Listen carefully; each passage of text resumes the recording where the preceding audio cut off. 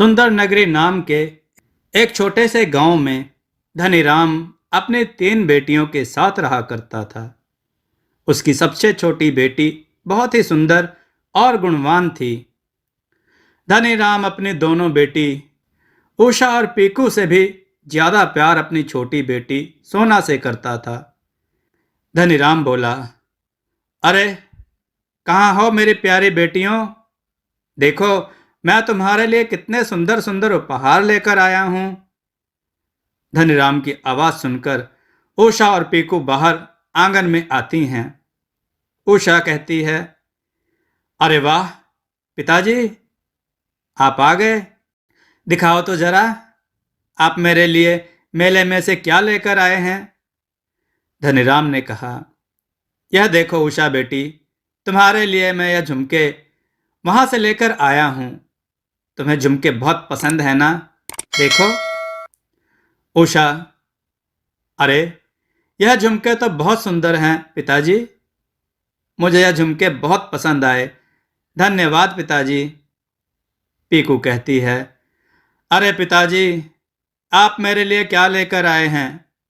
जल्दी से दिखाइए ना, मुझे तो अब बिल्कुल भी सब्र नहीं हो रहा। दिखाए ना पिताजी। धनीराम ने कहा, अरे हाँ हाँ पीकू बेटा, यह देखो तुम्हारे लिए पायल लेके आया हूं। मेले में यही सबसे सुंदर पायल थी जो मैंने तुम्हारे लिए खरीद ली। तुम्हें पायल पहनना बहुत पसंद है ना बेटा? पीकू ने कहा, आप मेरे लिए पायल लेकर आए हैं। पायल बहुत ही सुंदर है पिताजी, लेकिन मुझे तो यह हार पसंद है। क्या मैं इसे ले लूं पिताजी? धनीराम ने कहा, यह हार तो मैं सोना बिटिया के लिए लेकर आया हूं, उस पर खूब जचेगा। यह सब सुनकर पीकू गुस्से से लाल हो जाती है। तभी सोना अपने कमरे से बाहर आती है। सोना ने कहा, अरे पिताजी, आप आ गए मेरे प्यारे प्यारे पिताजी, कितनी देर लगा दी आपने आने में। धनीराम ने कहा, अरे मेरी सोना बिटिया, देखो तो मैं तुम्हारे लिए मेले में से क्या लेकर आया हूं। यह देखो, यह हार मैं तुम्हारे लिए लेकर आया हूं। तुम पर यह हार बहुत सुंदर लगेगा। सोना हार देखकर बहुत खुश हो जाती है। सोना ने कहा, अरे यह सच में बहुत ही सुंदर हार है। यह मैं अपनी सहेली पिंकी के जन्मदिन में पहनकर जाऊंगी। आप भी चलेंगे ना पिताजी पिंकी के जन्मदिन पर? धनीराम ने कहा, नहीं नहीं सोना बिटिया, मैं तुम्हें नहीं ले जा सकता। मुझे जरूरी काम से गांव से बाहर जाना है, इसलिए तुम अपनी दोनों बहनों के साथ ही वहां चले जाना। इसके बाद सोना वो हार लेकर अपने कमरे में चली जाती है और धनीराम भी वहां से चला जाता है। वहां खड़ी उषा और पीकू यह बातें सुन रही होती हैं। पीकू उषा से कहती है, देखा उषा दीदी, यह चालाक सोना ने कैसे पिताजी से सबसे सुंदर हार अपने लिए ले लिया। वह सोना सुंदर हार पहनकर हमें रोज जलाएगी। उषा ने कहा, हाँ सही कह रही हो तुम। इस सोना ने तो पता नहीं पिताजी पर कौन सा जादू किया है। पिताजी हम दोनों से ज्यादा इस सोना से ही प्यार करते हैं। पीकू अपना सिर हिलाते हुए कहा, हाँ। उसके बाद दोनों अपने अपने कमरे में चली जाती हैं। अगली सुबह सोना बहुत ही सुंदर ड्रेस पहनती है और वह हार भी जो सोना के गले की शोभा बढ़ा रहा था और जिसे देखकर उसकी दोनों बहनें उससे चिढ़ रही थीं। इसके बाद तीनों बहनें रिंकी के घर जाने लगती हैं। कुछ दूर चलने के बाद उषा कहती है, मुझे लगता है इस जंगल के रास्ते से चलने पर हम पिंकी के घर जल्दी पहुंच जाएंगे। पिंकू कहती है, तो ठीक है, हम जंगल के रास्ते ही चलते हैं। सोना ने कहा, लेकिन यह जंगल तो काफी डरावना है, वहां से जाना क्या सही होगा? गांव के लोग इस जंगल के बारे में तरह तरह की बातें करते हैं। उषा बोली, देखो जंगल कोई डरावना नहीं है। गांव के लोग तो बस ऐसे ही बोलते रहते हैं। तुम्हें अपने दोस्त के जन्मदिन पर जल्दी जाना है कि नहीं? चुपचाप चलो। उषा की फटकार भरी बातें सुनकर सोना चुप रह जाती है और उषा पिंकू के साथ जंगल में चलने लगती है। उषा ने कहा, अरे मुझे तो बहुत प्यास लग रही है। मैं पास ही नदी से पानी पीकर आती हूँ। तब तक तुम दोनों यहीं खड़ी रहना। उषा पानी पीने के लिए चली जाती है। काफी देर होने पर भी उषा वापस नहीं लौटती। पीकू कहती है, अरे यह उषा दीदी कहाँ रह गई? तुम यहीं रुकना, मैं उन्हें देख कर आती हूँ। कहीं जाना मत, एक ही जगह रुक कर रहना, ठीक है? क्या समझी? लेकिन दीदी, मुझे इस जंगल में तो पहले से ही काफी डर लग रहा है। आप मुझे अकेला छोड़कर मत जाइए। पीकू बोली, मैं उषा दीदी को देखने जा रही हूँ। पता नहीं वह कहाँ रह गई। अगर पिताजी को पता चल गया तो बहुत गुस्सा करेंगे। तुम चुपचाप यहीं खड़ी रहना, मैं उषा दीदी को लेकर अभी आती हूँ। यह बोलकर पीकू वहां से चली जाती है। बेचारी सोना जंगल में खड़ी बहुत डर रही होती है। सोना को जंगल में शाम हो जाती है, लेकिन दोनों बहनें वापस नहीं लौटती। जब रात तक उसकी बहनें नहीं आती तो सोना रोने लगती है। तभी सोना को जंगल में किसी के आने की आवाज सुनाई देती है। थोड़ी देर बाद सोना देखती है कि एक बहुत ही डरावनी बुढ़िया, जिसकी आंखें लाल होती हैं, जिसने काले रंग की साड़ी पहनी हुई है, वह सोना की तरफ काफी तेजी से आ रही होती है। बुढ़िया बोली, मैं तुझे नहीं छोड़ूंगी। आज कितने दिन बाद मैं इंसानों का मांस खाऊंगी। यह सुनकर सोना डर जाती है और वहां से भागने लगती है। वो डरावनी बुढ़िया उसके पीछे पीछे भागने लगती है। सोना भाग ही रही होती है कि तभी उसे जंगल में एक बहुत बड़े पेड़ के तने पर एक चमकता हुआ दरवाजा नजर आता है, जिसके चारों तरफ बहुत रोशनी होती है। सोना उस चमकते हुए दरवाजे के अंदर चली जाती है। उस दरवाजे के अंदर एक अलग ही दुनिया होती है। वहां चारों तरफ सुंदर सुंदर फूल होते हैं और अलग अलग तरह के जानवर भी। बहुत सारे छोटे छोटे सुंदर पेड़ होते हैं और उन सबके बीच एक बहुत बड़ा और विशालकाय चमचमाता पेड़ होता है, जिसके ऊपर बहुत सुंदर तितलियां बैठी रहती हैं।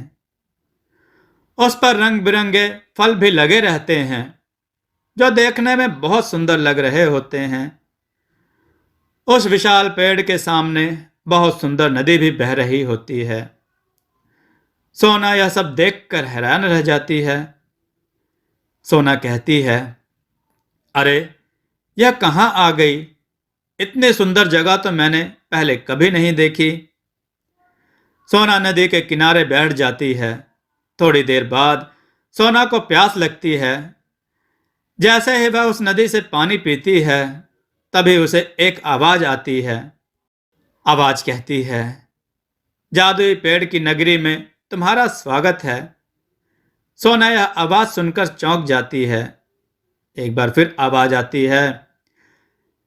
आवाज कहती है, जादुई पेड़ की नगरी में तुम्हारा स्वागत है सोना। सोना कहती है, कौन है?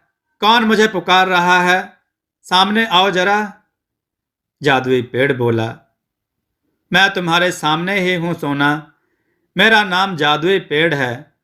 कोई यहां नहीं आ सकता, सिर्फ वही इंसान यहां आ सकता है जिसका हृदय साफ और कोमल होता है। सोना बोली। सोना विशाल पेड़ की तरफ देखते हुए बोली, ओह, तो यह तुम हो? क्या तुम जादुई पेड़ हो? तुम बहुत ही सुंदर और विशाल काय हो। क्या तुम मेरी सहायता कर सकते हो विशाल पेड़? मैं यहां से घर जाना चाहती हूं। जादुई पेड़ कहता है, मुझे सब पता है। तुम्हारी बहनें तुम्हें इस जंगल में छोड़कर चली गई थी। सोना बोली, नहीं, ऐसा नहीं हो सकता। जरूर कोई बात हुई होगी। मेरी बहनें मुझसे बहुत प्यार करती हैं, वह ऐसा नहीं कर सकती। और सोना रोने लगती है। जादुई पेड़ ने कहा, चुप हो जाओ सोना, तुम यहां सुरक्षित हो। सोना बोली, हे सुंदर पेड़, क्या मैं अब कभी घर नहीं जा पाऊंगी? जादुई पेड़ ने कहा, नहीं सोना, तुम अपने घर जरूर जाओगी, लेकिन मैं तुम्हें इस जंगल से बाहर नहीं ले जा सकता हूं। जब कोई भूला इंसान मेरी इस नदी का पानी पिएगा, तो वही तुम्हें इस जंगल से बाहर ले जाएगा। तुम्हें इसका इंतजार करना होगा, और जब तक वह नहीं आ जाता, तुम्हें इसे जंगल में ही रहना होगा। सोना थोड़ी देर बाद कहती है, जादुई पेड़, मुझे बहुत भूख लगी है। जादुई पेड़ ने कहा, तुम मेरे टहनियों में से एक पत्ता तोड़ो और आंख बंद करके जो तुम मांगोगी वह सब तुम्हारे सामने होगा। सोना ने उस पेड़ से एक पत्ता तोड़ा और आंख बंद करके अपनी इच्छा रखी। तभी उसके सामने अनेकों तरह तरह के मजेदार पकवान आ जाते हैं। जब भी सोना को भूख लगती, सोना ऐसा ही करती। ऐसे ही जंगल में सोना को बहुत दिन बीत जाते हैं। सोना रोज किसी के आने का इंतजार करने लगी कि कब कोई आएगा और उसे उसके घर लेकर जाएगा। एक दिन सोना उस विशाल पेड़ की छाया में बैठी थी कि तभी अचानक एक फूल आकर सोना के सिर पर गिरा। जब सोना उस फूल को अपने हाथ में लेती है, तो उसमें से 2 तितलियां निकलती हैं। सोना उन तितलियों को देखकर बहुत खुश हो जाती है। वह तितलियां उड़ने लगती हैं। सोना भी उनके पीछे भागने लगती है। सोना तितलियों के पीछे भाग रही होती है कि तभी उसे एक बूढ़े आदमी के रोने की आवाज सुनाई देती है। बूढ़ा आदमी कहता है, अरे, मुझे बहुत प्यास लगी है, कोई तो मुझे पानी पिलाओ। सोना पास जाकर देखती है कि एक बूढ़ा आदमी एक छोटे से पेड़ के नीचे बैठा रो रहा था। वह दिखने में भी काफी डरावना था, जो सफेद कपड़े पहने हुए था। सोना उसके पास जाती है। सोना कहती है, कौन हो आप और आप रो क्यों रहे हो? बूढ़े ने कहा, मुझे बहुत जोर की प्यास लगी है, मुझे पानी पिलाओ सुंदर लड़की। सोना ने कहा, लेकिन आप हैं कौन और इस जंगल में कैसे आए? बूढ़ा आदमी बोला, मैं विशालगढ़ का राजा अमर सिंह हूं। मैं यहां एक बार शिकार करने आया था। मैंने यहां इस जंगल में एक भालू देखा था और उसे अपने तीर से घायल कर दिया। लेकिन वह कोई साधारण भालू नहीं था, बल्कि एक तपस्वी था जो वेश बदलकर तपस्या कर रहा था। उसने मुझे श्राप दिया और मैं एक सुंदर राजकुमार से एक बुरी शक्ल का बुढ़ा इंसान बन गया। तभी से मैं इस जंगल में कैद हूं। मैं कई सालों से बहुत प्यासा हूं। मुझे पानी चाहिए, लेकिन मैं इस पेड़ के नीचे से उठ नहीं सकता। ना जाने मुझे कब इस हाल से मुक्ति मिलेगी। क्या तुम मुझे पानी पिला सकती हो? सोना ने कहा, हाँ, मैं अभी पानी लेकर आती हूं। सोना वापस उस जादुई पेड़ के पास जाती है और पेड़ की टहनियों से पत्ता तोड़ लेती है। विशाल पेड़ के चौड़े पत्तों में पानी भरती है और उस बूढ़े आदमी के पास जाती है।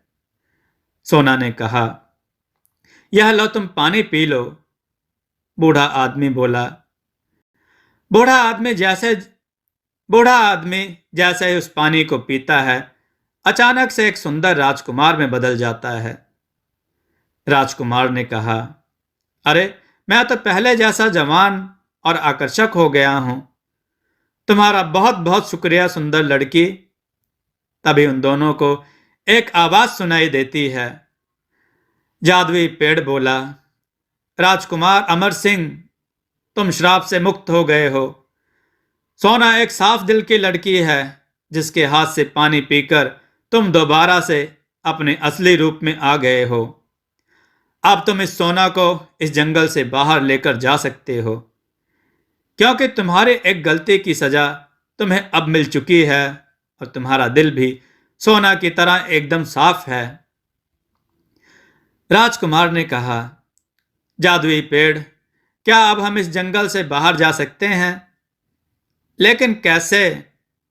जादुई पेड़ बोला, मेरे सामने वाली नदी के जरिए तुम इस जंगल से बाहर चले जाओगे। उस पार जाते ही तुम अपनी दुनिया में चले जाओगे। तभी पेड़ की शक्तियों से अचानक उस नदी में एक सुंदर नाव आती है। जादुई पेड़ ने कहा, यह नाव तुम्हें उस पार पहुंचा देगी मेरे बच्चों। सोना बोली, तुम्हारा बहुत बहुत धन्यवाद जादुई पेड़, तुम बहुत अच्छे हो, मैं तुम्हें बहुत याद करूंगी।